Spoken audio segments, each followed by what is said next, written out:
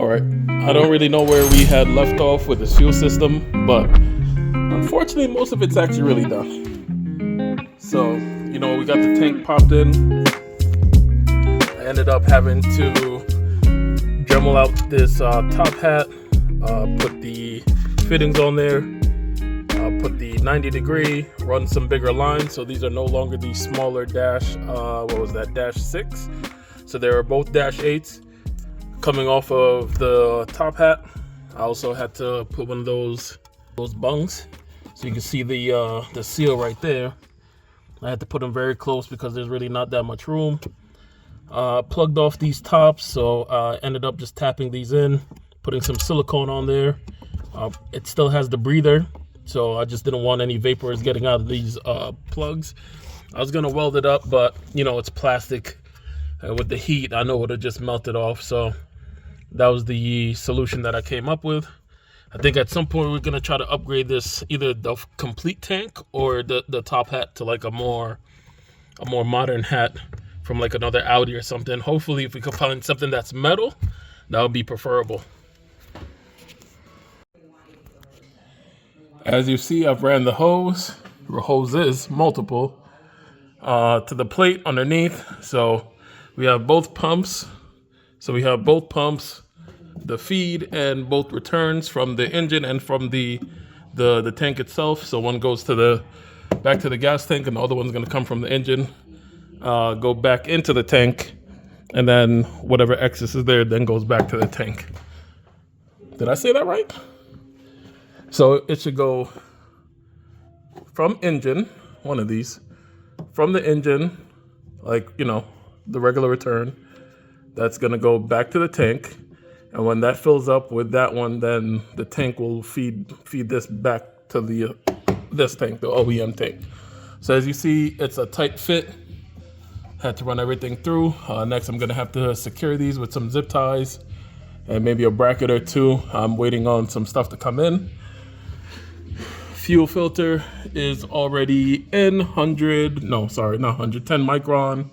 Got both lines coming in there from the 8 to feed the fuel filter. Obviously you have the return. That's a dash 8. This is an 8AN line. This is a 10. So going up to the engine is going to be a 10 hose. And as we roll along, I had tucked it underneath through the frame, I should say. This is where the OEM goes, and then it swings back up. I'm going to replace these studs here. So these are the OE, as you can see one right here. This is the OE like hanger for the lines. What I'm gonna do is actually take those out and put some longer and larger ones so that I can get a proper zip tie on these things, or a proper clamp. What's it called? It's called a stud kit. So I'm gonna buy a stud kit, put it in there, replace these, and that way it's just a more secure hold down for the lines. All right, so this is a bus bar. This is how you get power from wherever you need to wherever you want it to go to. So this one's gonna be power from the battery. This one's gonna be power to the amp that's sitting right behind that cover right there. And then I'm gonna use these two to power the pump. So then those are gonna go to those wires right there. And that's what is gonna give this thing the juice it needs when it needs to feed.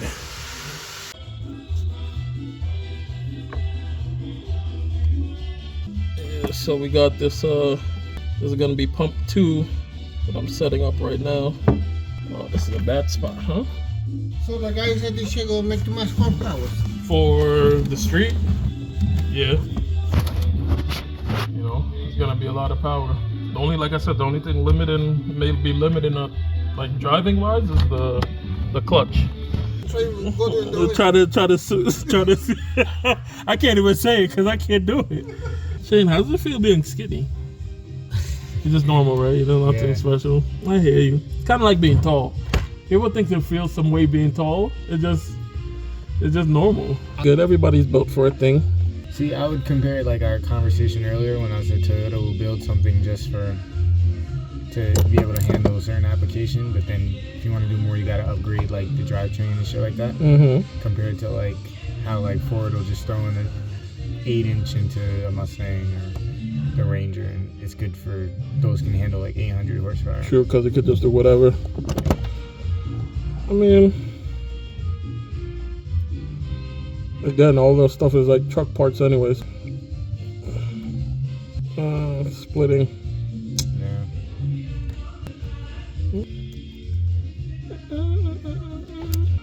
Take two. Take two.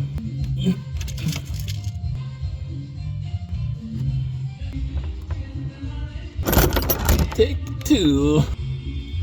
Gotta have the right groove, you know what I'm saying? Yeah. That's it. Alright, that's one side. Technically it's a second pump, so we're not gonna really have any power until the boost comes on. Boost pressure. You know what I'm saying? Once we hit over 15 pounds of boost, she gonna be singing. I hope Chepe's ready. Chepe, you gonna be ready? You gonna be ready for all that power?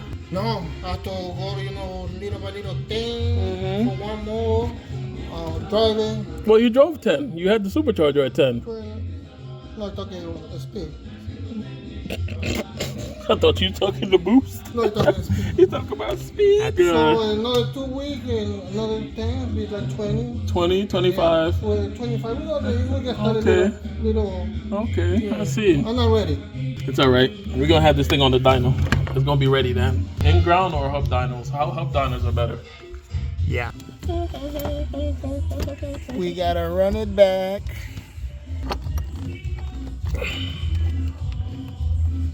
Always the little fiddly bits, you know? Yeah. The little fiddly bits. Fit late. You almost died. Let's just move this out of the way. Let's just point this. Let's just point this down here like this. Nothing can go wrong. That should be good right there. Chippy! Alright, Shane, you're gonna have to double duty on this one. We'll be right back after switching gears.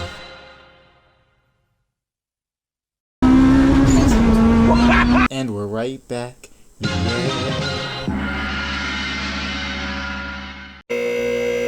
So as I'm raising the car up, I also popped in these studs. So these things no longer have the, or should I say made these studs versus the bolts that go into the Volkswagen Audi group, or just mostly Euro cars.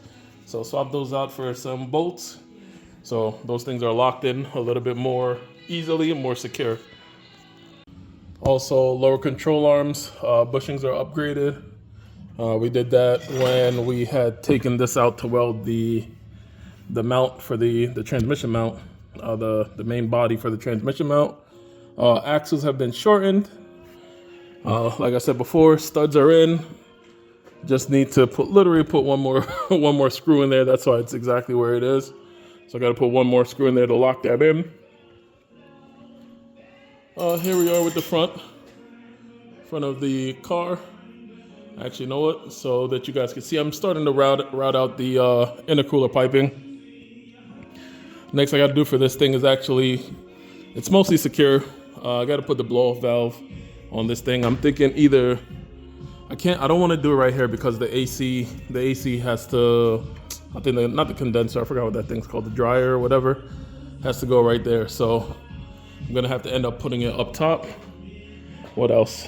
And we're gonna replace this oil drain fitting because not that it may not work, or it may work, but it's a little damaged.